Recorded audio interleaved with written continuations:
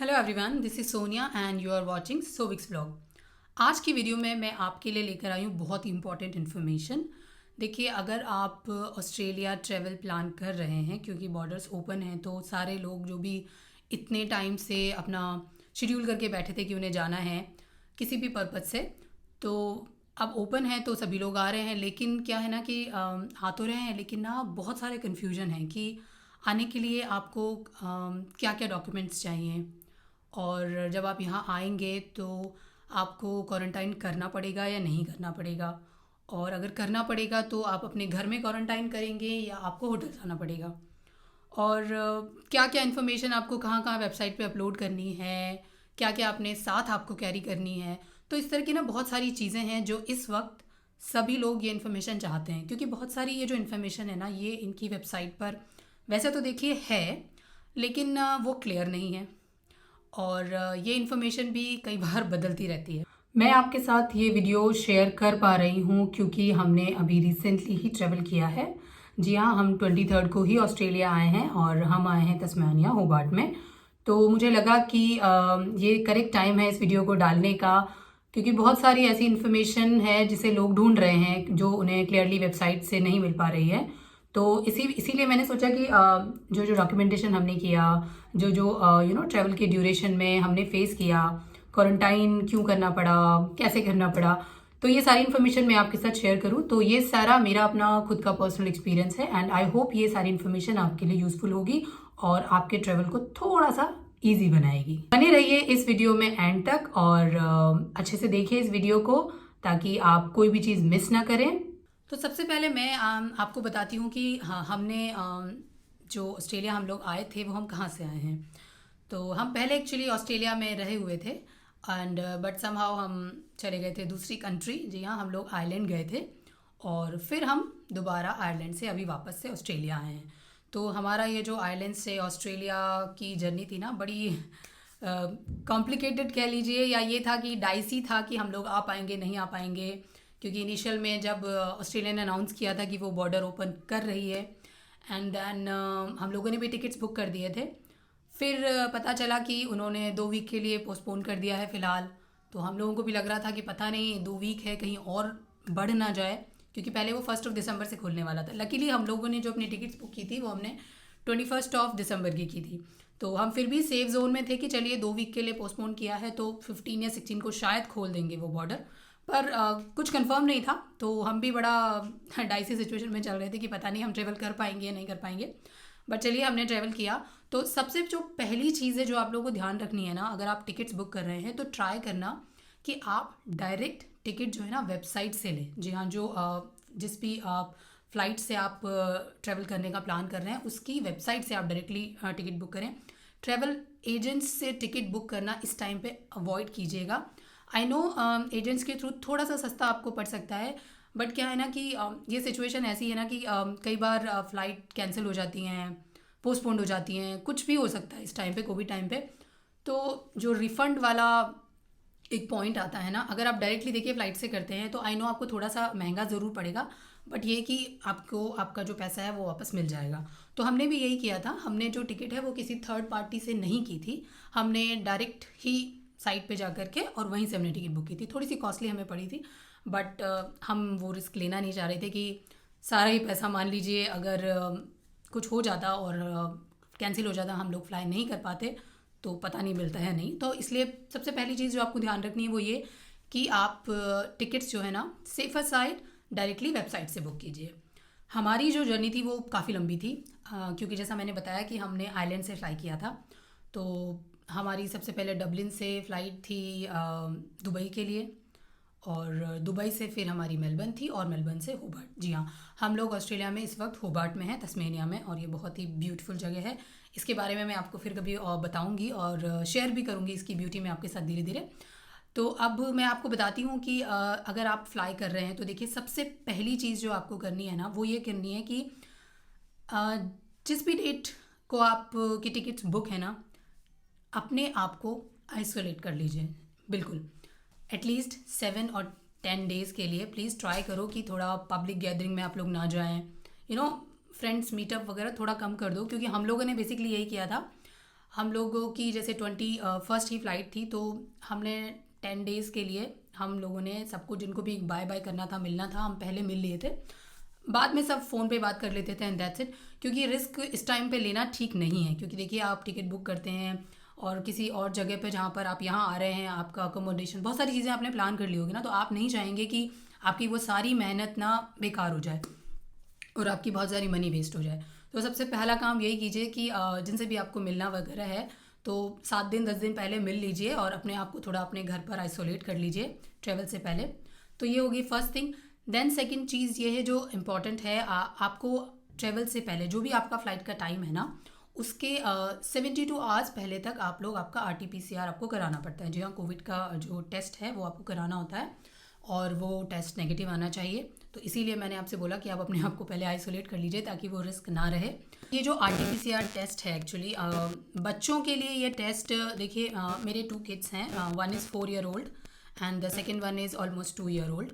तो ये इन्फॉर्मेशन भी कहीं पर नहीं है कि बच्चों के लिए उन्हें कोविड का रिपोर्ट्स, तो कोविड टेस्ट का रिज़ल्ट चाहिए या नहीं चाहिए। हमने सेफ़र साइड दोनों बेबीज़ के लिए कराया था और हम वो रिपोर्ट अपने साथ लेकर चले थे। रास्ते में मतलब जहाँ पर भी हमने ट्रांजिट किया, सब ने हमारे कोविड के रिज़ल्ट्स मांगे थे और हमने डायरेक्टली दिखा दिए। तो किसी ने हमसे क्रॉस क्वेश्चन बेबीज़ के बारे में नहीं किया, बट ये था कि हमने ऑलरेडी ही सारे डॉक्यूमेंट दे दिए थे। तो अगर आप ले सकते हैं बच्चों का तो ले लीजिए, बिकॉज आई डोंट नो कि वो कई बार होता है कि कहीं पे मांग लेते हैं और कहीं पे नहीं भी मांगते हैं। तो अगर आप करा सकते हैं तो करा लीजिए, this is good for you. अगर आप ऑस्ट्रेलिया ट्रैवल कर रहे हैं तो आपको ऑस्ट्रेलियन ट्रैवल डिक्लेरेशन, जी हाँ, ये आपको फिल करना पड़ेगा। इसकी जो वेबसाइट है वो है att.homeaffairs.gov.au। इस वेबसाइट पे आपको अपनी पूरी ट्रैवल डिटेल फिल करनी है कि आप कहाँ से आ रहे हैं, कहाँ कहाँ आपका ट्रांजिट है, ये सारी इन्फॉर्मेशन। ये जितनी भी वेबसाइट्स मैं आपको बताऊंगी, इनके लिंक मैं आपको नीचे डिस्क्रिप्शन बॉक्स में दे दूंगी, तो आप आराम से इन पे क्लिक करके इन वेबसाइट्स को चेक कर सकते हैं। तो ये पूरा एक फॉर्म है जिसमें आपको अपनी, और जो भी अगर आप अकेले हैं या फैमिली के साथ हैं तो उन सब की ट्रैवल डिटेल्स आपको इसमें फिल करनी होंगी। फिर ये है कि तस्मेनिया आने के लिए, अगर आप होबार्ट आ रहे हैं, तस्मेनिया आ रहे हैं, तो तस्मेनिया आने के लिए आपको तस्मेनियन ट्रैवल पास भी अप्लाई करना पड़ेगा। बिल्कुल ऐसा नहीं है कि आप ऑस्ट्रेलिया आ गए हैं, आपके पास होबार्ट की या तस्मेनिया की टिकट है और आप सीधा आ जाएंगे, जी नहीं। आपको तस्मेनिया के लिए तस्मेनिया ट्रैवल पास अप्लाई करना पड़ेगा और इस पास को अप्लाई करने के लिए जो वेबसाइट है वो है testravel.tes.gov.au। इस वेबसाइट का लिंक भी नीचे है, आप इसे चेक कर लीजिए और यहाँ पर आपको अपनी इन्फॉर्मेशन देनी पड़ेगी। ये आप लोगों को पास इशू करेंगे और उसी पास के बेसिस पर आप यहाँ पर एंट्री ले सकते हैं, अदरवाइज़ आप एंट्री नहीं ले पाएंगे। अगर आप तस्मेनिया आ रहे हैं, आप मेलबर्न या सिडनी में हैं और आपके पास ये पास नहीं है तो you are not able to enter in Tasmania, आप वहीं रह जाएंगे। तो प्लीज़ इस पास को अप्लाई कीजिए और फिर अपनी जर्नी स्टार्ट कीजिए। और आपका जहाँ भी ट्रांजिट आप कर रहे हैं, सब जगह देखिए वो आपका कोविड टेस्ट देखेंगे, जी हाँ, कि आपकी क्या रिपोर्ट्स थी। और दूसरी चीज़ ये कि आप फुली वैक्सीनेटेड होने चाहिए, ये आप सब लोग जानते हैं। वैसे मोस्टली लोग इस वक्त फुली वैक्सीनेटेड हो गए हैं, बट इन एनी केस अगर आप नहीं हैं तो प्लीज़ सबसे पहले अपनी दोनों डोज कंप्लीट कीजिए और आफ्टर सेकेंड डोज जो भी 2 वीक का टाइम पीरियड है उसे कंप्लीट कीजिए, उसके बाद अपना ट्रैवल प्लान कीजिए। अब तस्मेनिया आने के बाद हम लोगों को करना पड़ा था होटल क्वारंटाइन। जी हाँ, हमने हालांकि सोचा नहीं था कि हमें होटल क्वारंटाइन करना पड़ेगा, बिकॉज जब हम लोग यहाँ आ रहे थे तो हमने ऑलरेडी अपने लिए हाउस प्लान कर लिया था, हमने अरेंज कर लिया था अपने लिए प्रॉपर्टी कि हम वहाँ पर जाकर रहेंगे। बट जब हम लोग एयरपोर्ट पे पहुँचे, क्योंकि देखिए हमने जो इनकी वेबसाइट में पढ़ा था उसमें लिखा हुआ था कि आपके पास एक सूटेबल प्रेमाइस होना चाहिए, तो वो हमने अरेंज कर लिया था। तो हम लोगों का था कि चलिए हमारे पास अपना हाउस है तो शायद हमें होटल क्वारंटाइन नहीं करना पड़ेगा। लेकिन जब हम लोग एयरपोर्ट पहुँचे और उन्होंने सारे डॉक्यूमेंट्स हमारे चेक किए तो बाकी तो सब ठीक था कि हम सब फुली वैक्सीनेटेड थे, कोविड टेस्ट भी हम लोगों का नेगेटिव का रिज़ल्ट भी उनके पास था, एवरीथिंग वाज ओके। बट सबसे पहले उन्होंने हमसे ये पूछा कि क्या आपके पास अपना ओन व्हीकल है, तो वो तो हमारे पास नहीं था। देखिए हम जब चलना स्टार्ट किया था ना हमने उनकी वेबसाइट पे चेक किया था और उस वेबसाइट पे क्लियरली लिखा हुआ था कि अगर आपके पास नहीं है तो you can take the public transport और आप कोई टैक्सी ले सकते हैं और लेकर के आप अपने प्रेमाइस में जा सकते हैं। और ड्राइवर जो है उसे मास्क पहनना होगा, आपको मास्क पहनना होगा और इस तरह से आप आइसोलेट करना होगा। सो वी वर ओके कि चलिए ठीक है वी कैन गो। लेकिन जब हम लोग वहाँ पहुँचे तो उन्होंने इस बात के लिए क्लियरली मना कर दिया और उन्होंने कहा नहीं, वो किसी टैक्सी के थ्रू हम लोग नहीं जा सकते हैं। तो पहली जो उनकी कंडीशन थी वो ये थी कि आपके पास अपना खुद का प्राइवेट व्हीकल होना चाहिए। बिल्कुल, आपके पास अपनी गाड़ी होनी चाहिए, चाहे वो अपनी गाड़ी हो या आपका अगर कोई फ्रेंड है जो आपको हफ्ते 2 हफ्ते के लिए गाड़ी दे दे, क्योंकि गाड़ी आप ही के पास रहेगी। तो वो हमारे पास पहले तो ये था कि हमारे पास नहीं है, बट देन समहाउ हमने अपने फ्रेंड्स वगैरह को कॉल वगैरह किया और ये था कि हम कार रेंट के लिए भी एग्री हो गए थे कि चलिए, बिकॉज हमें था ना कि हमारे पास हमारा हाउस है और 2 छोटे बच्चे हैं, तो हम होटल में नहीं जाना चाह रहे थे, हम चाहते थे कि हम अपने हाउस में जाएं। तो हमने कार भी अरेंज कर ली थी एंड देन हमने ऑफिशियल्स से बोला कि that we have car, we arranged a car, हम कार रेंट ले रहे हैं और वो कार हमारे ही पास रहेगी जितने दिन के लिए भी वो हमें टाइम पीरियड देते हैं, 1 वीक और 2 वीक। तो बट ये था कि जब हमने ये पॉइंट हमारा क्लियर हो गया कि चलिए ठीक है, हमारे पास कार है, हम ले लेंगे, देन उन्होंने सेकंड कंडीशन हमारे लिए ये की कि अच्छा ठीक है, जो आप हाउस आपका है, पहले उसका एड्रेस हमने दे दिया। देन दे आस्क कि क्या वो हाउस शेयरिंग में है, तो हमारा हाउस शेयरिंग में नहीं था, हमारा आइसोलेटेड था। तो हमने बताया कि नो, इट्स आइसोलेटेड। एंड फिर प्रॉब्लम ये आ गई कि उन्होंने हमसे लीज़ के डॉक्यूमेंट मांगे। अब हम लोग आयरलैंड से ट्रैवल कर रहे थे, तो हमने सारा फ़ोन से कम्युनिकेशन किया था। हमने जो हाउस रेंट पे लिया था वो हमने फ़ोन पे बात करके लिया था।